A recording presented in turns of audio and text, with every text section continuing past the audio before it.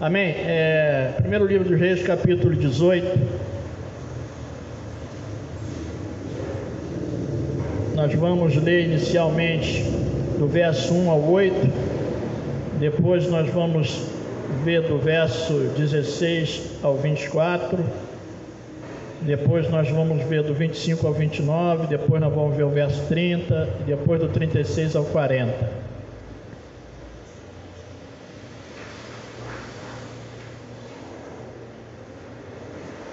Vamos orar? Na sua cabeça, vamos falar com o Senhor. Pai, nós queremos te agradecer por mais essa oportunidade e o privilégio que temos de meditar na tua palavra. Fala conosco, Senhor, nesse dia, que a tua palavra venha de encontro às nossas necessidades, que o Senhor fale aquilo que o Senhor quer falar, que o Senhor sabe das nossas necessidades, e que o Senhor possa nos dar direção, que a sua palavra venha para nós de forma terapêutica, Senhor, para nos curar, e de forma pedagógica para nos ensinar, em nome de Jesus. Amém. Amém.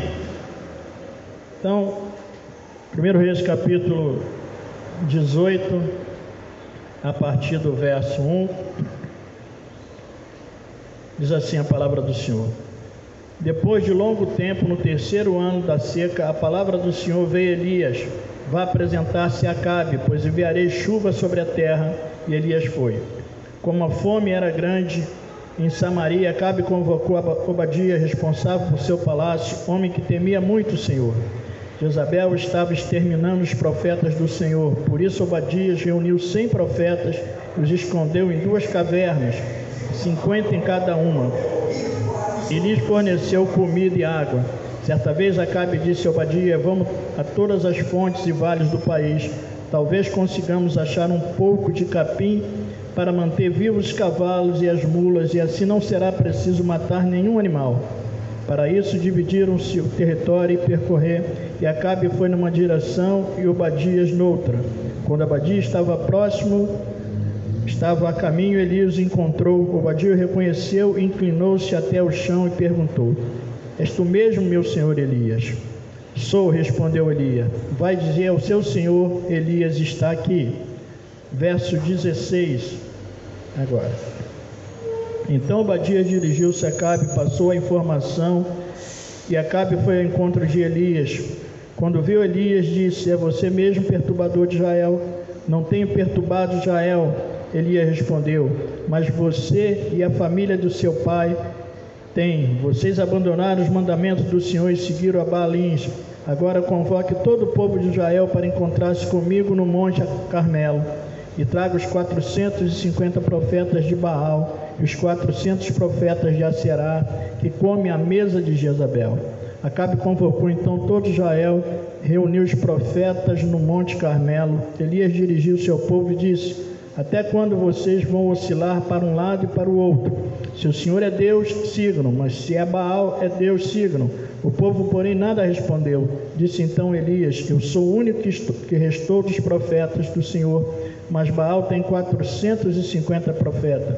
Tragam 2 novilhos, escolham eles, contemplem, cortem em pedaços e ponham sobre a lenha, mas não acendo fogo. Eu prepararei outro novilho e colocarei sobre a lenha, e também não acenderei fogo nele. Então vocês invocarão o nome do seu Deus, e eu invocarei o nome do Senhor, o Deus que responder por meio do fogo. Esse é Deus. E 25. Elias disse aos profetas de Baal: escolham 2 novilhos, prepare o primeiro, visto que vocês são tantos. Clame pelo nome do seu Deus, mas não acenda o fogo. Então pegaram o novilho e lhes foi dado, e prepararam e clamaram pelo nome de Baal, dessa manhã até o meio-dia. Ó Baal, responde, gritaram, que dançavam em volta do altar que haviam feito, mas não houve nenhuma resposta, ninguém respondeu. Ao meio-dia Elias zombava deles: gritem mais alto. Dizia: já que ele é um Deus, quem sabe está meditando, ocupado ou viajando, talvez esteja dormindo e precise ser despertado. Então passaram a gritar ainda mais alto e ferir-se com espadas e lanças, de acordo com o costume deles, até sangrarem. Passou meio-dia e eles continuaram profetizando em transe até a hora do sacrifício da tarde, mas não houve resposta alguma. Ninguém respondeu, ninguém deu atenção. Então Elias disse a todo o povo: aproxime-se de mim. O povo aproximou-se. Elias reparou o altar do Senhor, que estava em ruínas. Depois apou 12 pedras, uma para cada tribo dos descendentes de Jacó, a quem a palavra do Senhor tinha sido dirigida, dizendo: seu nome será Jael. Com as pedras construiu um altar em honra ao nome do Senhor e cavou ao redor do altar uma valeta, na qual poderiam ser medidas sementes, 2 sementes. Depois arrumou a lenha, cortou o novilho em pedaços e pôs sobre a lenha. Então lhes disse: enchem de água 4 jarras grandes e derrame-na sobre os holocaustos e sobre a lenha. Faço novamente, disse eles, fizeram de novo. Faço pela 3ª vez, ordenou, e eles fizeram pela 3ª vez. A água escorria do altar, chegando a encher a valeta. A hora do sacrifício, o profeta Elias colocou à frente do altar e orou: ó Senhor Deus de Abraão, de Isaque e de Israel, que hoje fique conhecido que tu és Deus em Israel, que sou teu servo e que fiz todas essas coisas por tua ordem. Responde-me, ó Senhor, responde, para que este povo saiba que tu, ó Senhor, és Deus e que fazes o coração deles voltar para ti. Então o fogo do Senhor caiu, queimou completamente o holocausto e a lenha e as pedras, e o chão também secou totalmente a água. Quando o povo viu, todos caíram prostrados e gritaram: o Senhor é Deus, o Senhor é Deus. Então Elias ordenou-lhe: prenda os profetas de Baal, não deixe nenhum escapar. Eles prenderam, e Elias os fez descer ao riacho de Quizon e lá os matou. E Elias disse a Acabe: vá comer e beber, pois já ouço o barulho de chuva pesada. Então Acabe foi comer e beber, mas Elias subiu até o alto Carmelo, dobrou-se ao chão e pôs o rosto entre os joelhos. Vai e olhe na direção do mar, disse ao seu servo. E ele foi e olhou, não há nada. Disse ele: 7 vezes Elias mandou: volte para ver. Na 7ª vez o servo disse: vejo uma nuvem tão pequena quanto a mão de um homem, está se levantando no mar. Então Elias disse: vá dizer a Acabe: prepare o seu carro e desça, antes que a chuva o impeça. Quanto isso, nuvens escuras apareceram no céu, começou a ventar e a chover forte. Acabe partiu de carro para Jezreel, e o poder do Senhor veio sobre Elias, e ele, prendendo a capa com o cinto, correu à frente de Acabe por todo o caminho até Jezreel. Então essa é uma história muito conhecida nossa, mostra parte da história vivida pelo profeta Elias. Elias foi um profeta que viveu num período em que Israel estava perdido em idolatria por conta de Acabe, né? Acabe casou com Jezabel e trouxe essa idolatria para dentro de Israel, e o povo nesse momento estava, né, entre o Senhor e Baal e a deusa Será, estava ali. E Elias é usado naquele contexto para trazer o povo de volta, né, para Deus, para trazer o povo de volta, para sair dessa oscilação. E aqui diz que Jezabel matava os profetas do Senhor, ela buscava para matar, ela queria matar os profetas, destruir, porque eles se opunham aos profetas de Baal e de Aserá, que eram 850. Então eles eram a resistência, né? E aí a gente já aprende de imediato aqui que no contexto que a gente vive, né, numa batalha espiritual, o inimigo sempre vai buscar atacar aqueles que fazem a ele oposição, ou aqueles que são a resistência, para que ele não tome totalmente o território ou a situação. E aí existe uma perseguição. E um homem chamado Obadias, ele pega lá 100 profetas, separa 2 cavernas, coloca 50 em cada um. No contexto aqui, ele, quando encontra com Elias, e Elias fala para ele e dizer a Acabe que ia encontrar com ele, e ele fica com medo, porque Acabe já tinha buscado achar Elias em todos os lugares e não tinha achado.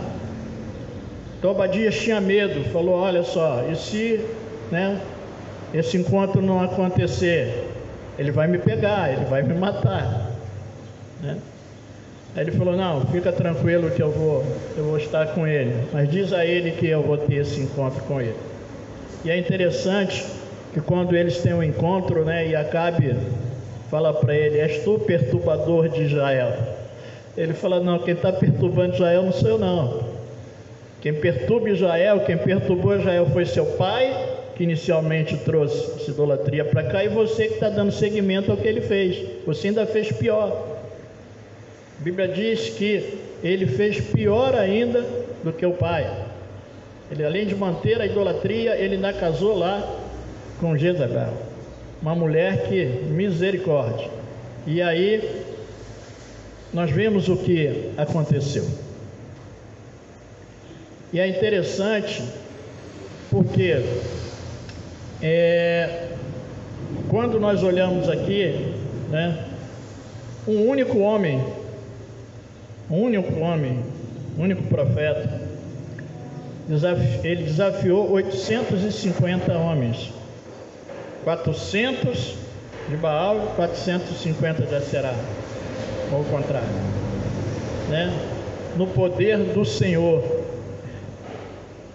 Nós compartilhamos recentemente que Deus usa homens comuns para viverem coisas incomuns, e nós citamos Elias entre eles. E aí a Bíblia vai dizer para nós, lá em Tiago, no capítulo 5, no verso 17 e 18, que Elias era um homem sujeito às mesmas paixões que nós, ele era humano como nós, mas ele foi usado por Deus de uma maneira especial. Lógico que Deus o separou como profeta, Deus o chamou para usá-lo de uma forma extraordinária na condição do ofício que ele tinha de profeta. Mas Deus não usava só o profeta, Deus usava todos, e Deus quer usar a todos. E é muito interessante essa história. E aí nós podemos ver, num tempo de escassez, num tempo de seca, causado pela idolatria. E Deus já havia avisado ao povo que se aquele povo se voltasse para a idolatria, as consequências que eles sofreriam. Uma das consequências seria com relação à alimentação, seria com relação à agricultura, porque naquele contexto, aquele povo era um povo agrícola, e a bênção de Deus se manifestava na fertilidade da terra. Era uma das formas de demonstrar, né, a bênção de Deus, era com relação a isso. Isso acontecia por conta da chuva. A chuva era fundamental para que a fertilidade do solo se manifestasse. Era um sinal da bênção de Deus ali. E aí, por conta dessa idolatria, Deus cerra lá os céus, fecha, e não vem. E aí, dentro desse contexto, no capítulo 17, no verso 1, e nós lemos esse texto em relação à oferta. 17:1 diz assim: ora, Elias de Tisbe em Gileade disse a Acabe: juro pelo nome do Senhor, Deus de Israel, a quem sirvo, que não cairá orvalho nem chuva nos anos seguintes, exceto mediante a minha palavra. E aí, no capítulo 18, no verso 1 e 2, ele diz: depois de um longo tempo, no terceiro ano da seca, a palavra do Senhor veio a Elias: vá apresentar-se a Acabe, pois enviarei chuva sobre a terra. Então Deus usa Elias para manifestar o propósito dele. Mediante a minha palavra não chove, mas agora Deus liberou, mediante a minha palavra chove. O título da nossa reflexão hoje é: Deus age através de nós e em nós no cumprimento das suas promessas. Repetindo, Deus age através de nós e em nós no cumprimento das suas promessas. Deus tinha feito uma promessa: não vai chover e depois vai chover, e usa o profeta Elias nessa condição, né? Então Deus usa Elias, Deus age através de Elias, mas nós vamos ver aqui que Deus age também em Elias. Então Deus não age só através de nós, mas Deus também age em nós. E é muito interessante que alguns querem ser usados por Deus, são usados por Deus, se deixam ser usados por Deus, deixa Deus agir através da vida deles, mas tem uma resistência em que Deus haja na sua vida, que Deus haja nele. E aí Deus age, Deus usa e abençoa as pessoas. Mas Deus quer mais que isso. Deus quer te usar, quer agir através de você, mas quer agir em você. Deus quer abençoar a sua vida, Deus quer gerar transformação em você.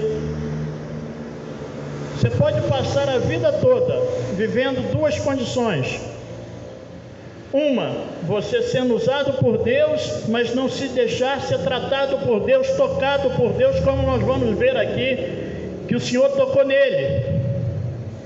Ou podemos buscar que Deus haja em nós, mas não deixamos Deus agir através de nós.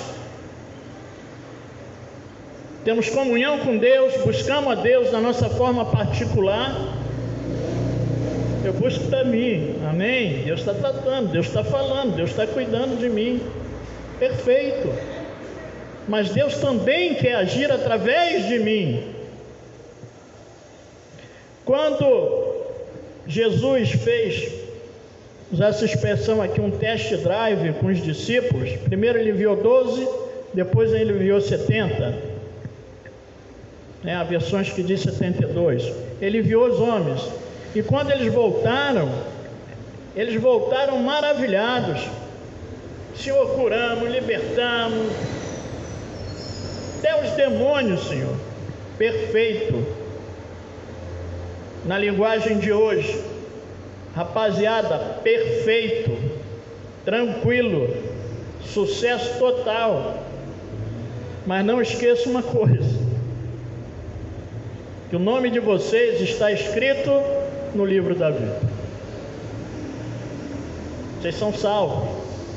Eu agi em vocês, agi através de vocês, mas eu agi em vocês. O meu Espírito Santo age através de vocês, o Espírito Santo age através de vocês, eu ajo através de vocês, mas eu agi em vocês. E aí é muito interessante, porque nós que estamos estudando escatologia, e nós não falamos disso que eu vou citar. Se falamos, e eu não lembro, porque o estudo tem sido longo, tem sido uma benção, né? Vai chegar um momento, né? Senhor, em teu nome, curei, libertei, nunca te conheci. Você não faz parte, não, está escrito não. Nunca te conheci. Olha que coisa terrível.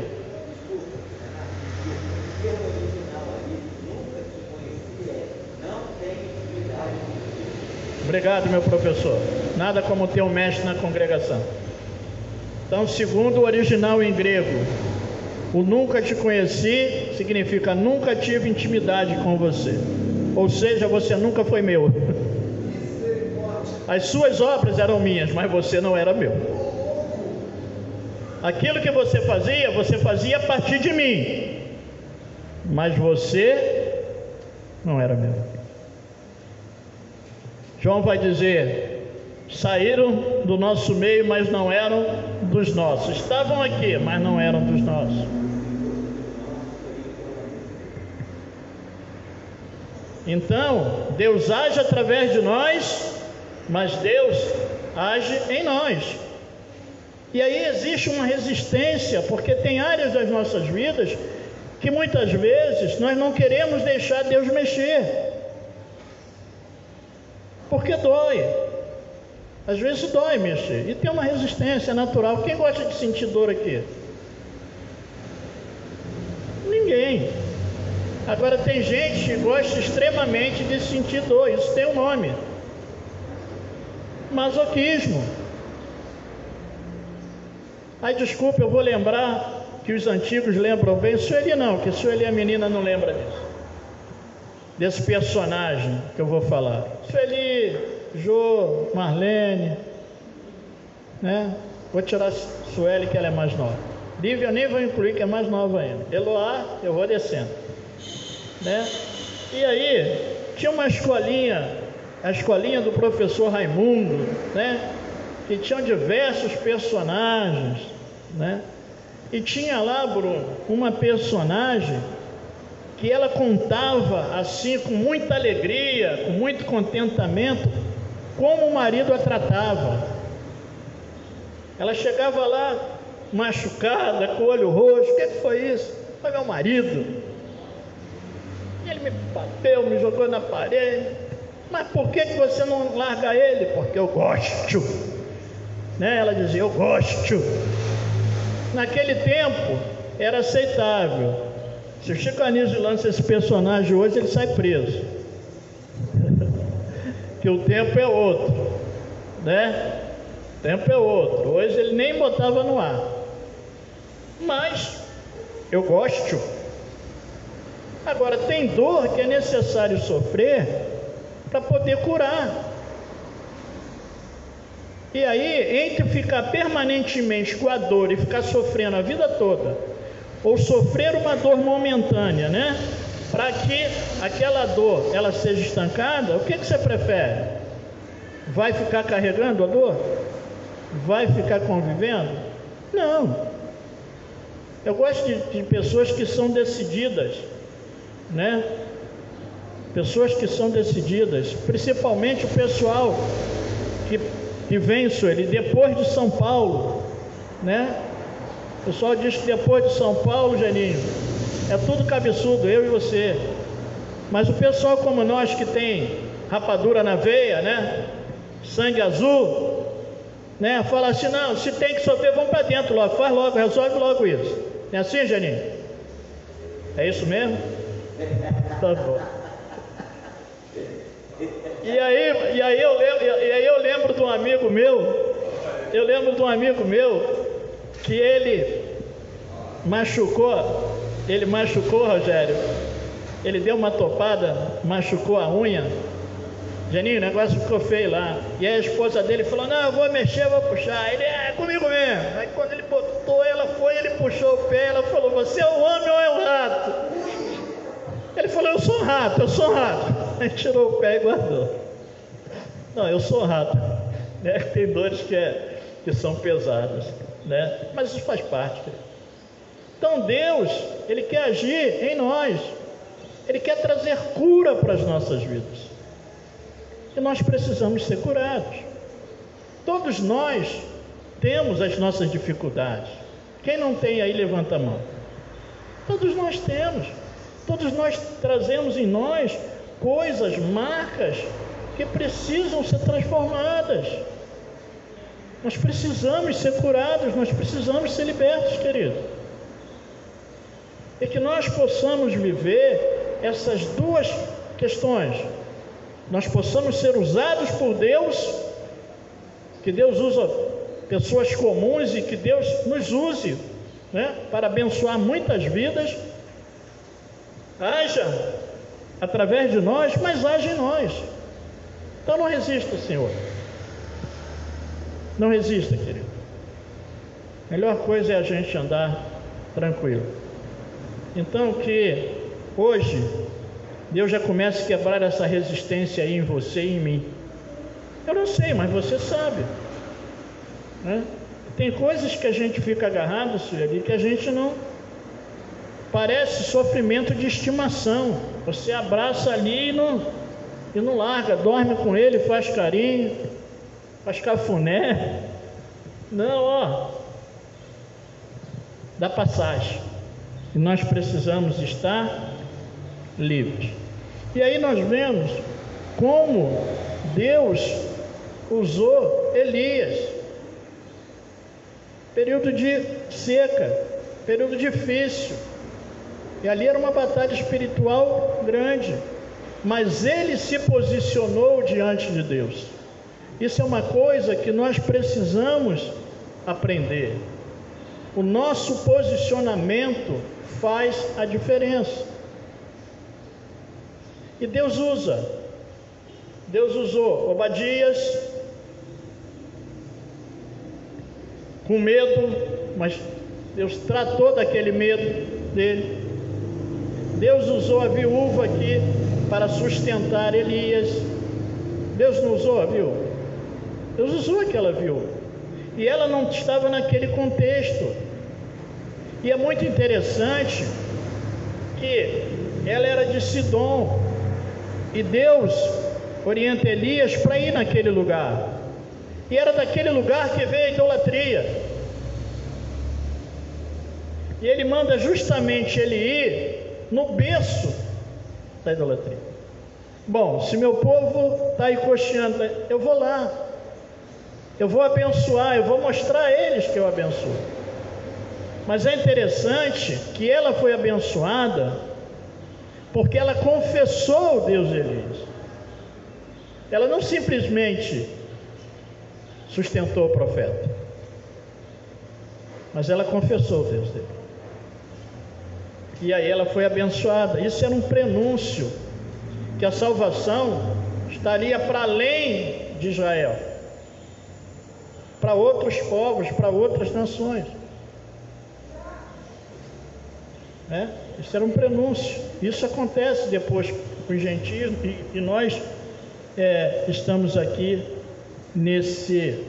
vivendo agora no Senhor por conta da manifestação dele para nós, não somente para o povo judeu. E aí nós vemos que a seca foi um juízo de Deus para aquele povo, fazia parte do juízo, fazia parte do castigo de Deus para aquele povo. Era escassez, era um juízo. E interessante porque Baal, era denominado o Deus da fertilidade, o Senhor do trovão, o Senhor das nuvens, o Senhor das chuvas. E como que ele não pôde fazer nada? Como que ele, considerado assim, que essa era a dominação dele, ele não podia, já que Deus fechou o céu? Porque ele não era Deus. Porque só existe um único Deus. E aí, contrariando, provando, falou, tá legal.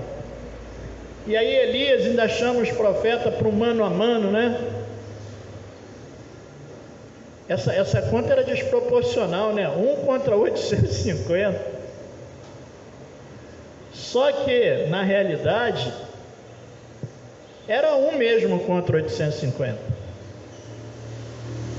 Não era 1 contra 850? Não era? Por que era 1 contra 850?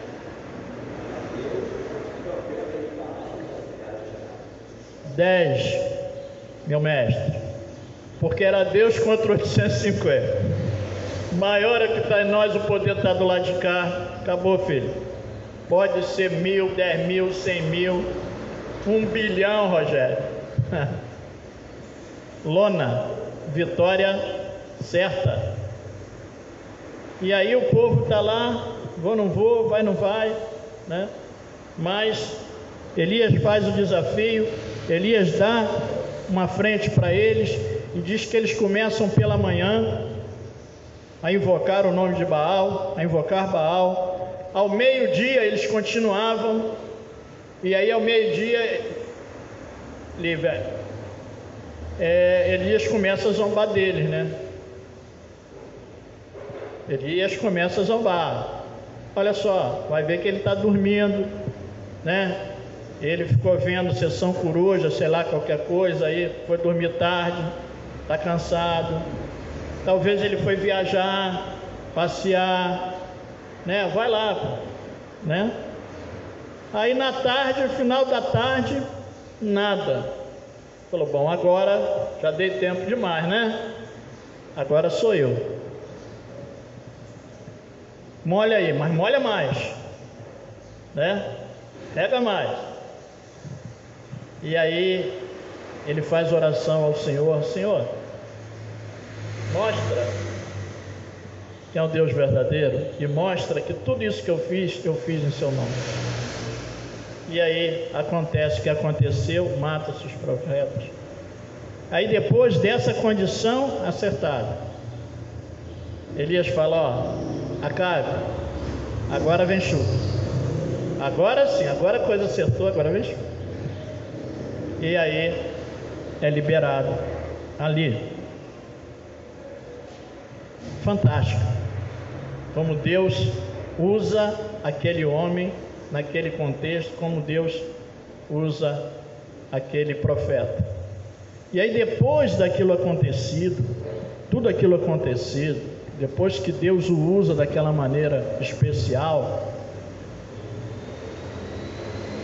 a Bíblia diz que aí a mulher de Acabe conta, né? Acabe conta a Jezabel, nós vamos ver no capítulo 19, no verso 1, diz assim: ora, Acabe contou a Jezabel tudo o que Elias tinha feito e como havia matado todos aqueles profetas à espada.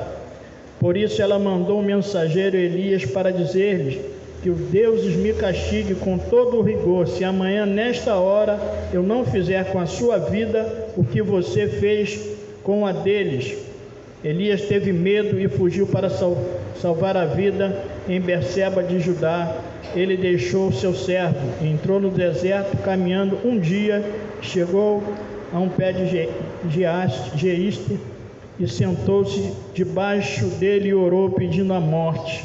Já tive bastante, Senhor, tira a minha vida, não sou melhor do que os meus antepassados. E aí é muito interessante, porque que contradição, um homem que desafia 850 homens, né? Faz aquela festa toda, a partir do Senhor, e aí em seguida ele é ameaçado por ela, e ele foge. Então isso são dois momentos de Elias. É o momento de Elias, né, invocando o Senhor no Carmelo, fogo descendo, amém? E um outro momento de Elias com medo, Elias fugindo. Era o mesmo homem, era o mesmo Elias. Isso é interessante porque mostra para nós aquilo que Deus pode fazer através de nós, como homens, como mulheres de Deus, como servos de Deus, mas que nós somos humanos, nós continuamos humanos. Não existe semideus, não existe super-homem, nós continuamos humanos. Elias continuou humano. E aí, em dado momento, na sua humanidade, quando ele é ameaçado de morte, quando a vida dele está em perigo, e aí ele esquece de Deus, né? Ele fica angustiado e pede a morte, e ele foge.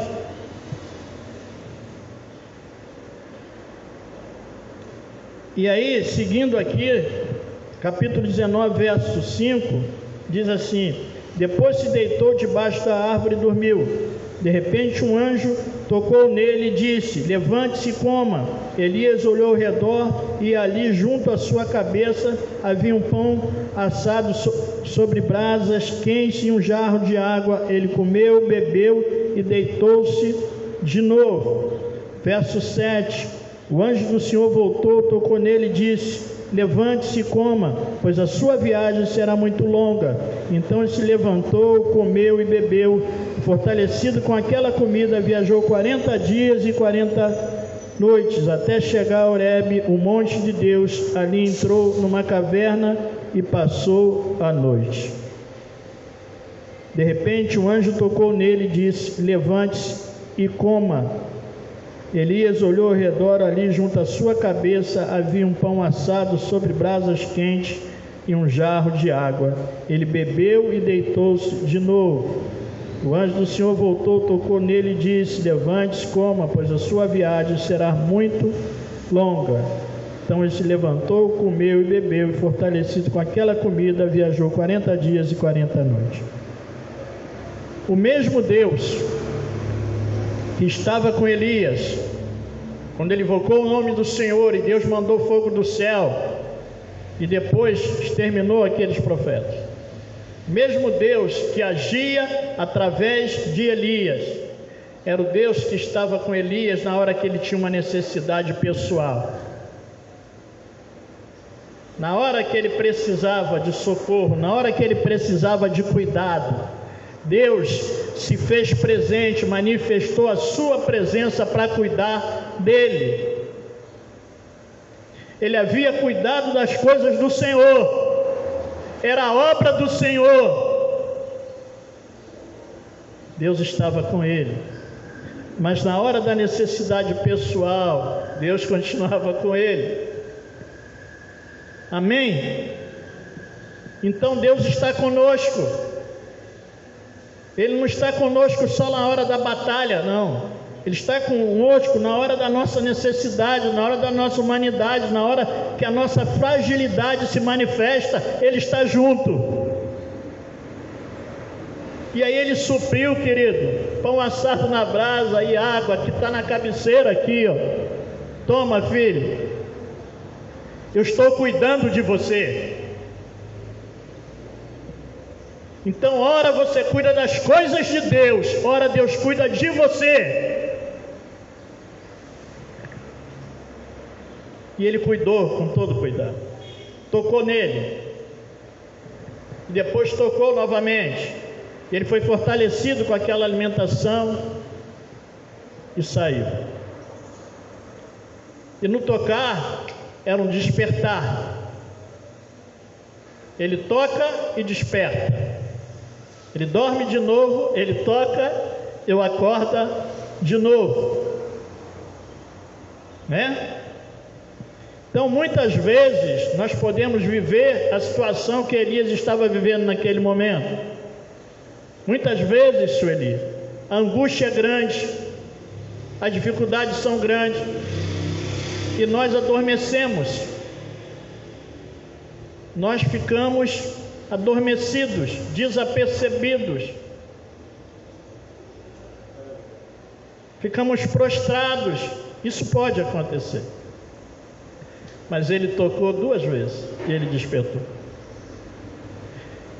Se você estiver vivendo uma situação assim, que hoje Deus possa tocar em você, que Deus possa te despertar. Ei, acorda, eu estou contigo.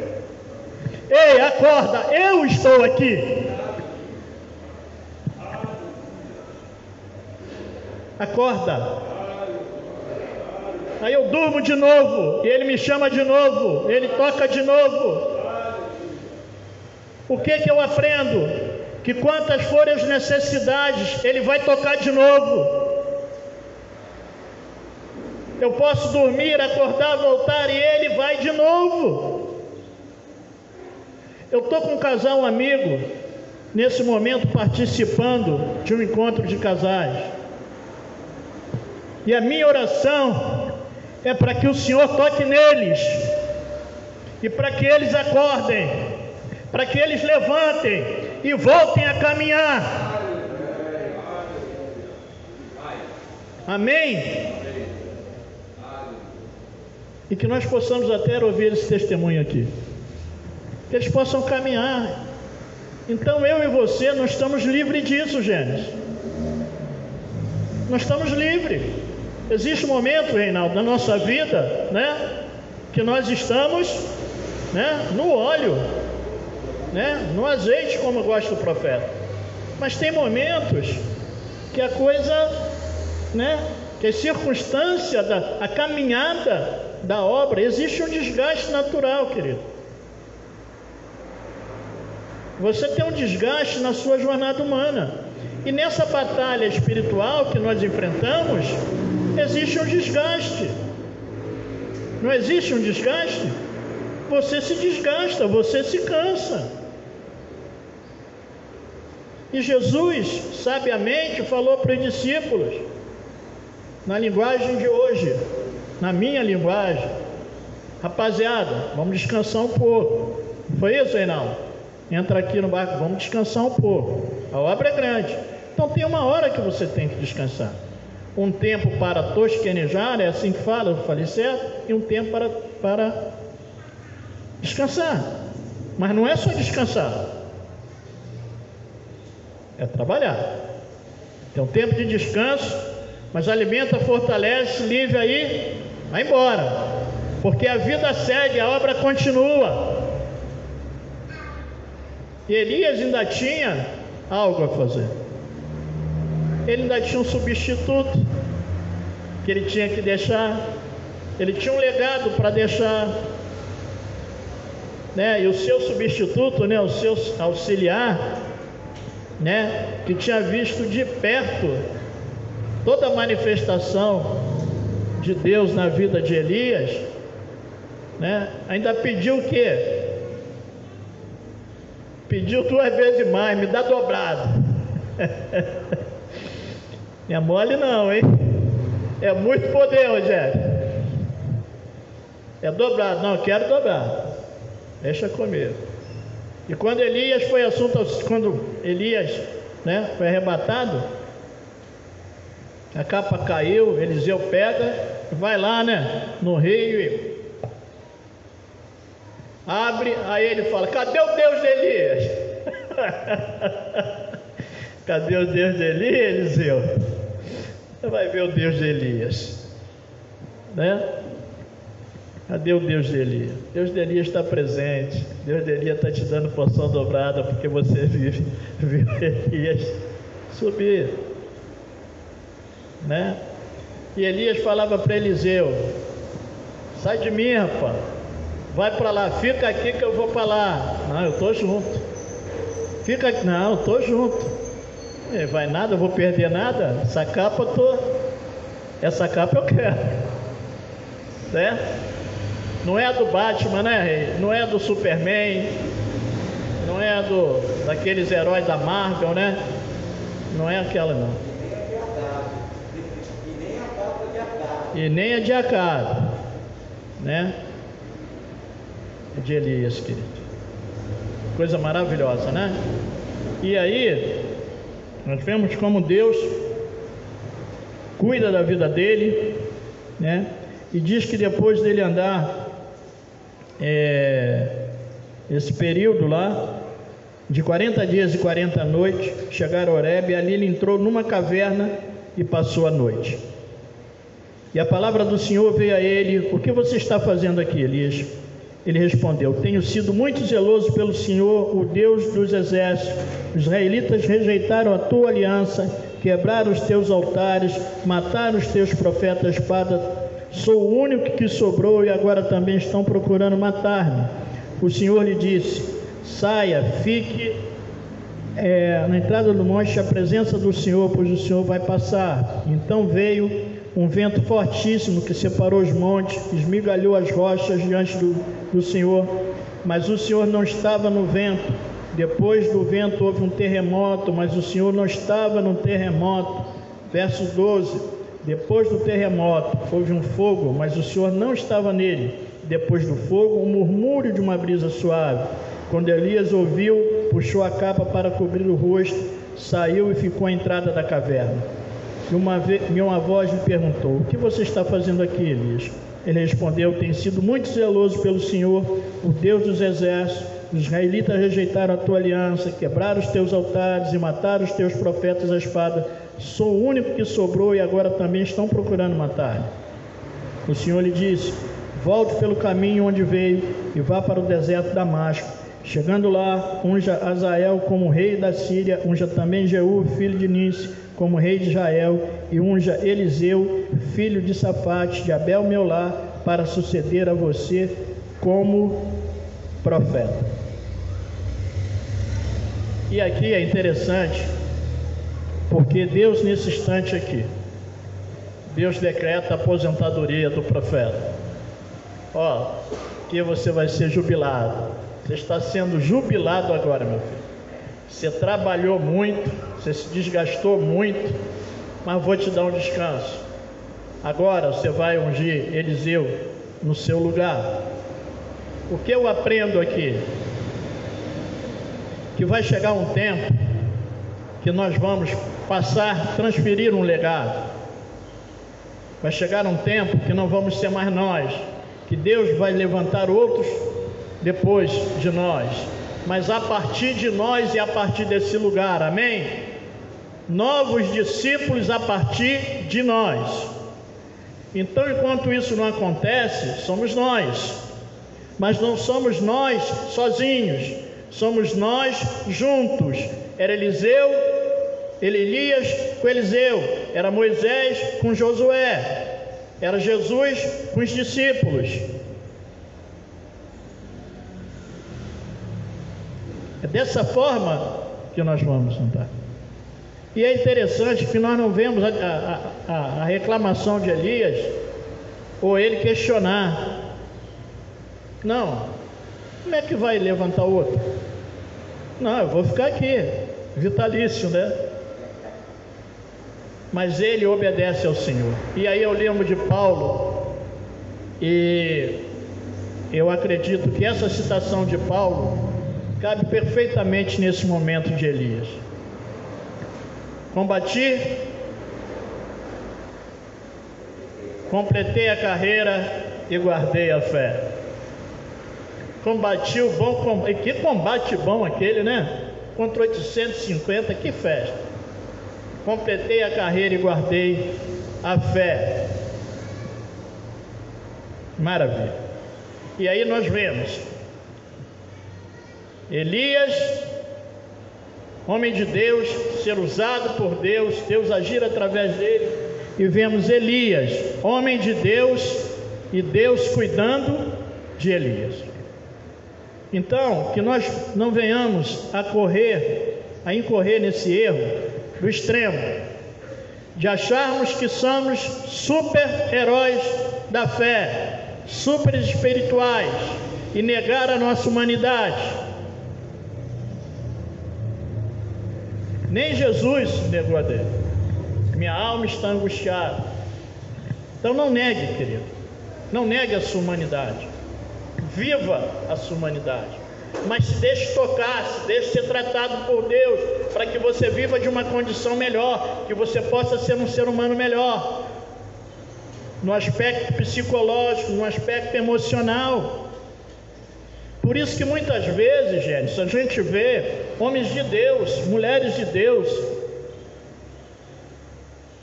que estão, numa esfera espiritual, sendo usado por Deus. E aí, Sueli, de repente você vê aquela pessoa prostrada, aquela pessoa cai, abandona, e você não sabe o que aconteceu. É porque existiam coisas ali que não foram tratadas e que precisavam ser tratadas.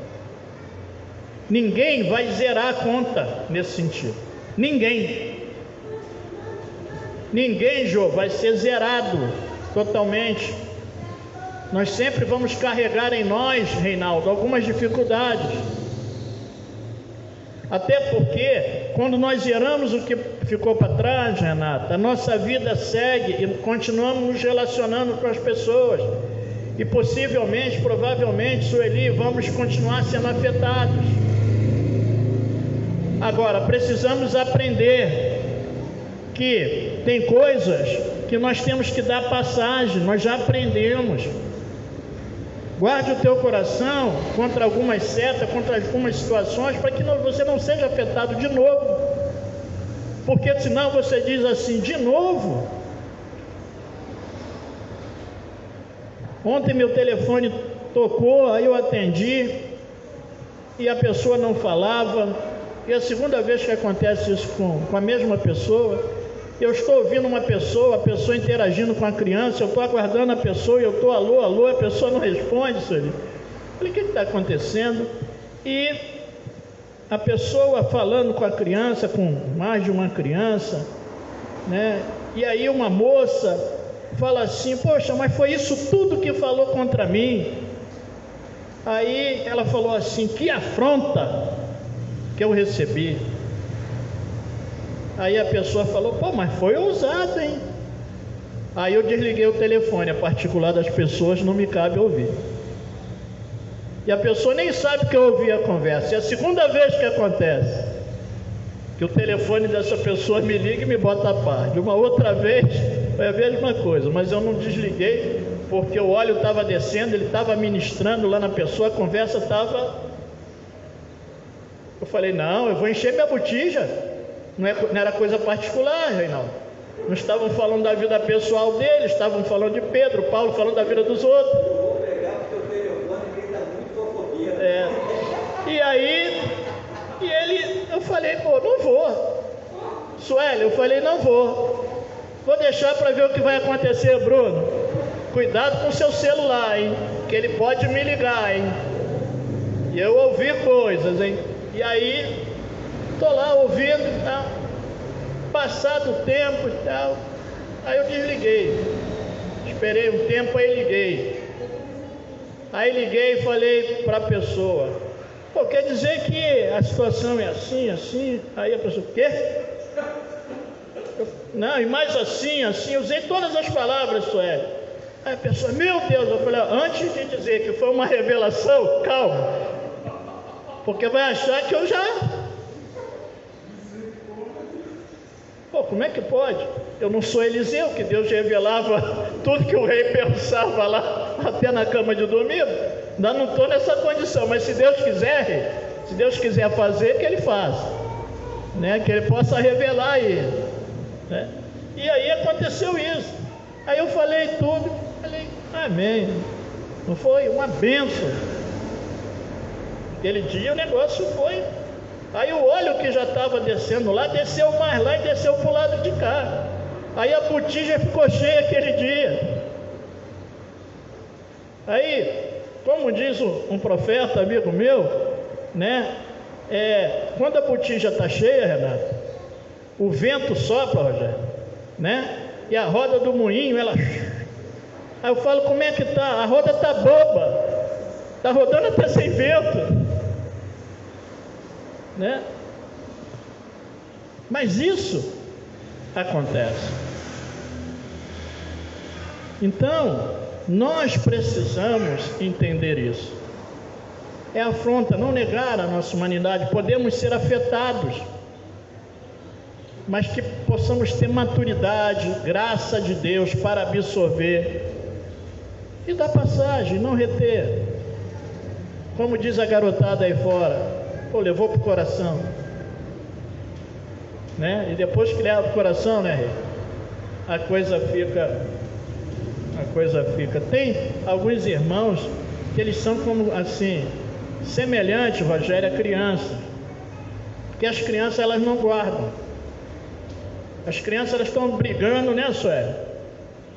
Em um minuto aqui, no minuto seguinte já está tudo certo. E não se mete não, que vai sobrar para você. Elas vão querer brigar com você. Então tem pessoas que são assim.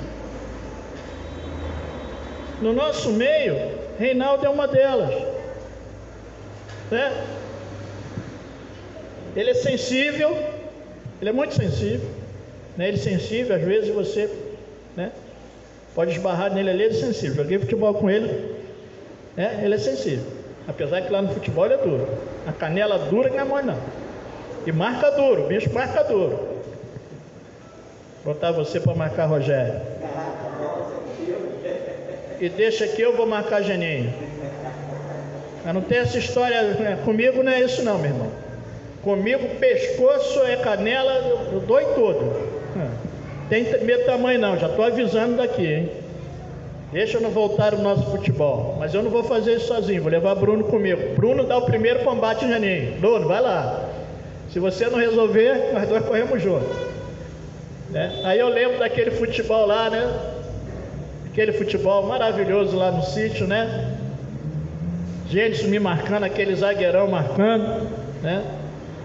Maluco me puxou pela camisa, me deu gravata.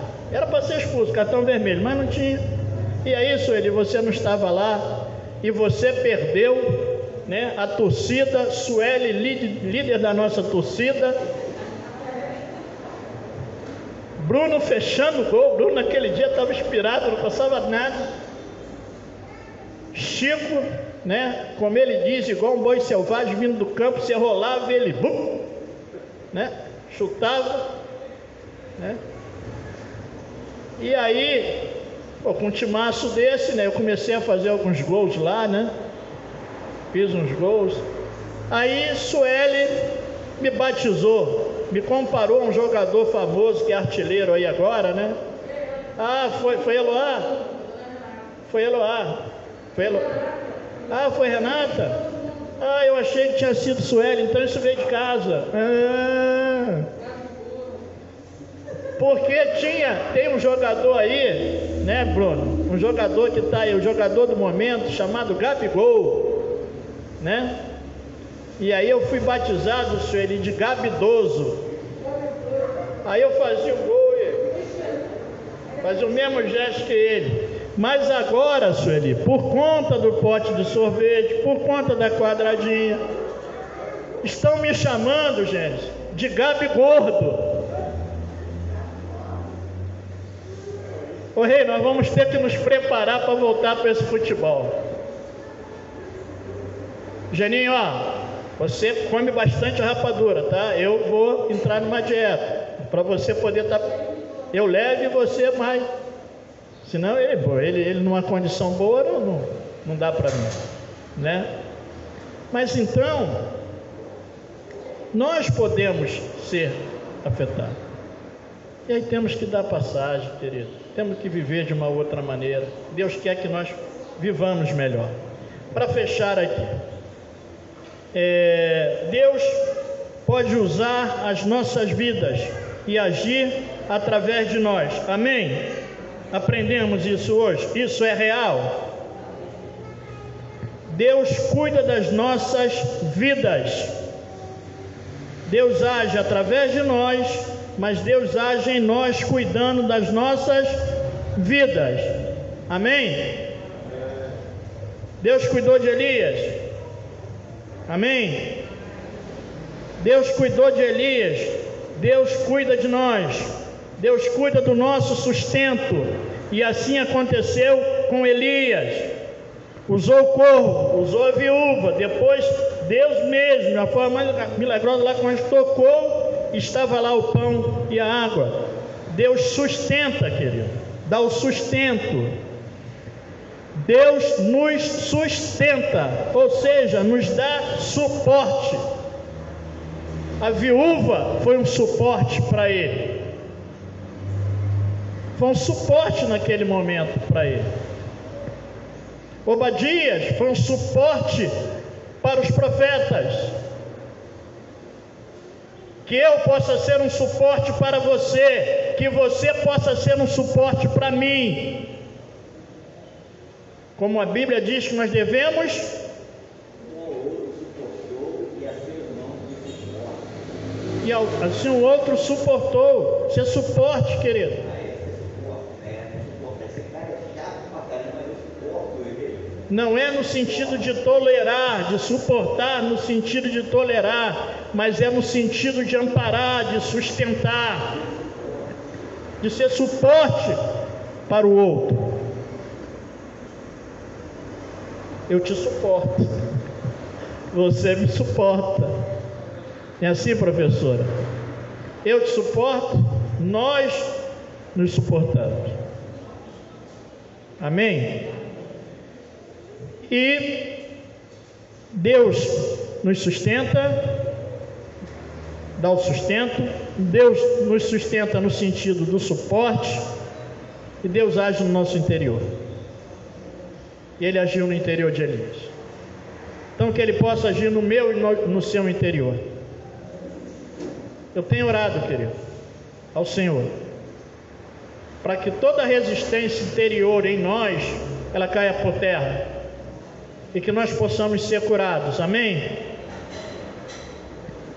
E aí, para a gente encerrar, capítulo 18,